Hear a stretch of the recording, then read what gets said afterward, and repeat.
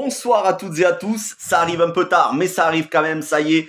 Review 100% spoilers de l'avant-dernier épisode de la saison 3 de The Mandalorian. Et quelle claque je me suis pris. Alors, oui, la semaine dernière, l'épisode 6, je reviens légèrement dessus quelques secondes.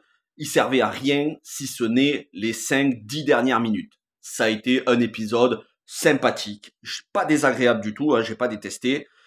Mais qui servait de caméo pour les copains, Jack Black et tous les autres, Christopher Lloyd, Lizzo, mais c'était pas un épisode consistant, c'était un épisode filler, voilà, comme si on pouvait se permettre des épisodes filler dans cette saison alors qu'il y a tellement de choses à raconter. Et donc, oui, j'avais été un petit peu déçu, et j'avais trouvé que c'était le moins bon épisode de la saison, même si la fin laissait augurer les 2 derniers épisodes épiques, puisque avec Bo-Katan qui récupérait le sabre et qui unissait une partie des Mandaloriens et qui allait à la rencontre des autres Mandaloriens, on savait que cette semaine, ça serait quelque chose d'épique. Mais ce niveau-là, je vous dis franchement, j'ai eu l'impression de voir du Star Wars au cinéma à son top niveau. Parce que là, il y a absolument tout ce que on peut attendre d'une série Star Wars qui fait le lien entre le retour du Jedi et le réveil de la Force, entre l'épisode 6 et 7, qui comble des trous, qui commence à expliquer très sérieusement la Nouvelle République et le retour petit à petit de l'Empereur et la formation du Premier Ordre. On a ça, on a l'union de tous les Mandaloriens, y compris d'autres Mandaloriens qui vont découvrir sur Mandalore des rescapés. On a Moff Gideon qui fait son retour. Sur Coruscant, on comprend bien que sur Coruscant, la Nouvelle République est gangrénée par des espions de l'ancien Empire qui est en train de se reformer. On a des allusions à l'Admiral Thrawn, au Grand Amiral Thrawn, et on a d'autres persos qui sont importants. Alors, les 10 premières minutes à ce titre sont pour moi pas celles qui sont meilleures de l'épisode, mais qui sont exemplaires.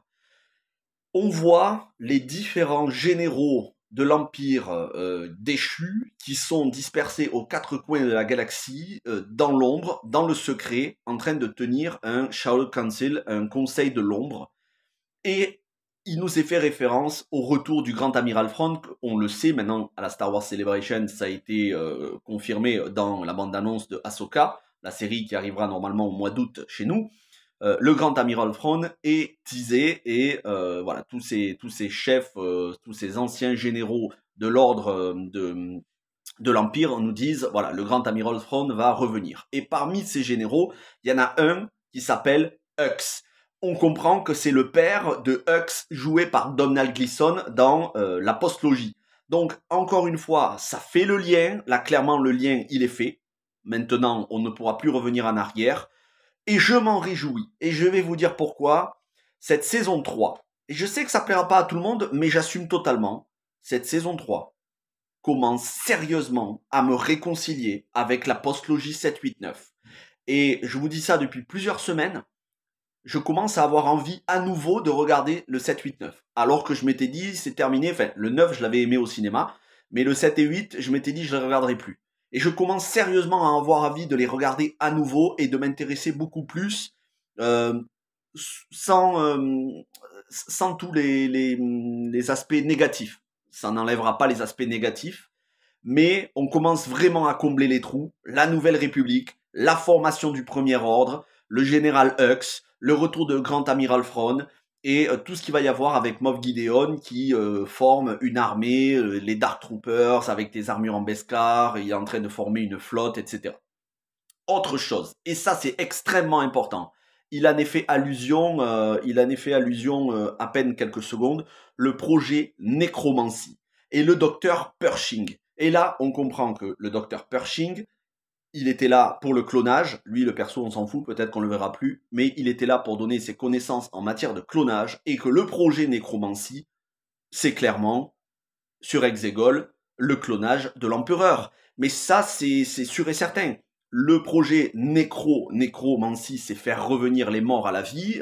L'empereur est censé être mort. Ils essayent de le faire revenir à la vie par le clonage. Et donc, on comprend que pendant tout ce temps-là où le Grand Amiral Thrawn va revenir avec une flotte pour essayer de reconquérir la galaxie et de chasser la Nouvelle République, qu'il va y avoir le Premier Ordre qui va se former avec le père de Hux donc ici le commandant Hux, qui sera le père de Hux, pendant ce temps-là, sur Exegol, ils vont utiliser toutes les technologies que Moff Gideon a récoltées à travers le docteur Pershing et l'autre dont je peux pas supporter sa tête, là, celle qui était soi-disant une traître repentie. Elle ressemble à un mec, quand tu la vois de dos, on dirait que c'est un mec qui marche. Là, je me dis, c'est un mec ou une femme? Après que tu la vois, je me dis, ah oui, c'est celle-là que je peux pas supporter. Bref, peu importe, celle-là qui est une traître infiltrée, qui a effacé la mémoire du docteur Pershing, on comprend qu'en fait tout ça, c'est une manière de récolter les informations pour ramener l'empereur à la vie via le clonage et donc d'abord dans un premier temps Snoke. En 10 minutes, on nous éclaire vraiment sur plein de choses qu'on ne comprenait pas dans la postlogie.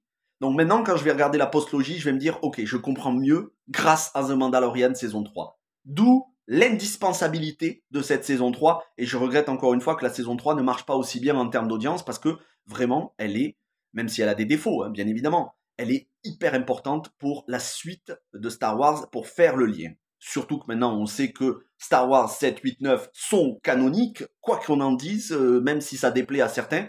Moi, ça ne me déplaît pas. Hein, au final, je suis absolument pas pour signer une pétition pour les décanoniser. Mais quoi qu'on en dise, maintenant qu'il a été annoncé qu'il y aurait un Star Wars avec Daisy Ridley, et je m'en réjouis, qui fera suite à Star Wars 9, qui donc se passera après, 15 ans après, voilà, il est temps de considérer que le 7, 8, 9 sont canoniques, on ne pourra pas les enlever, on va pas faire une relecture voilà, on va pas faire quelque chose où on les met de côté, une décanonisation, mais par contre, on peut rectifier les erreurs en complétant les manques, et c'est ce que fait brillamment cette saison 3.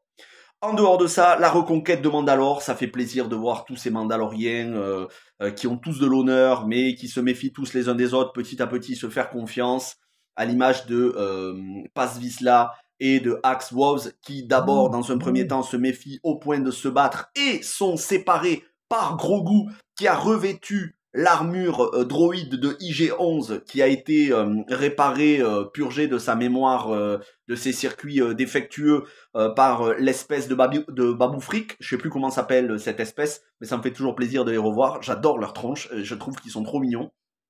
Et donc, ils ont pris le corps de IG-11 et ils en ont fait une sorte de d'armure, de véhicule. Et Grogu à l'intérieur, ça donne lieu à une séquence très humoristique. Grogu peut dire oui ou non avec des commandes. Et donc, il peut dire ce qu'il pense. Et c'est génial parce qu'on voit Grogu prendre petit à petit son indépendance, quitte à parfois désobéir à Din Djarin, et toujours être aussi facétieux avec son humour où il essaye de voler de la nourriture. Mais Grogu qui, sur le vaisseau, lorsqu'ils sont sur le terrain de Mandalore, sur un vaisseau d'anciens rescapés mandaloriens, Grogu qui sépare Paz Vizsla et Axe Woves qui étaient en train de se battre et qui leur dit que non, c'est pas la solution, c'est pas raisonnable. Et Bo-Katan de dire à Din Djarin, tu as bien formé ton apprenti, donc ça fait penser au Jedi, et il dit non, c'est pas moi qui lui ai appris ça. Donc on sent que Grogu a de la maturité, c'est quelqu'un de profondément bon, et d'ailleurs, quand ils vont rencontrer, puisque en fait tout le fait d'atterrir sur Mandalore, tout ça est un piège fait par Moff Gideon qui ont investi les ruines souterraines de Mandalore pour y établir leur base avec des vaisseaux cachés. Lorsque Moff Gideon dira qu'il essaye d'avoir les technologies et les connaissances de tous les peuples, que ce soit des gens, comment ils s'appellent sur la planète Kamino, les cloneurs de Kamino, mais aussi les Jedi. On a Grogu, on sent, voilà, on voit son visage à Grogu s'illuminer, on voit qu'il a compris. Il a compris qu'on parle des Jedi, il a compris qu'on parle de son peuple. Donc, Grogu, toujours aussi important, toujours aussi adorable, qui a un rôle de plus en plus réfléchi. C'est plus seulement un running gag. Alors, c'était un running gag lors de l'épisode précédent, mais ici, il a un rôle de réconciliateur entre les Mandaloriens. Et puis, ce profond honneur, cette relation entre Din Djarin et Bo-Katan, j'espère qu'elle va évoluer encore, qu'elle va s'enrichir, où Din lui dit, bon, Mando lui dit que clairement, il est à son service et que il la sert parce que il voit qu'elle a de l'honneur, qu'elle a de la loyauté, qu'elle est inspirante. Et on sent que Bo-Katan, elle est touchée par ça. Et ça, j'ai trouvé formidable parce que Kathy Sackhoff dégage un tel charisme, Elle dégage un tel charisme. Elle est idéale dans le rôle. Cathy Sackhoff, cette saison, c'est sa saison à elle. C'est plus sa saison à elle que celle de Pedro Pascal. Enfin, Pedro Pascal, on le voit jamais, mais c'est plus cette saison à elle que celle de Mando. Et puis voilà, c'est la saison de, on va dire, l'exploration des failles de la post-logie pour enrichir une meilleure compréhension des épisodes 7, 8 et 9.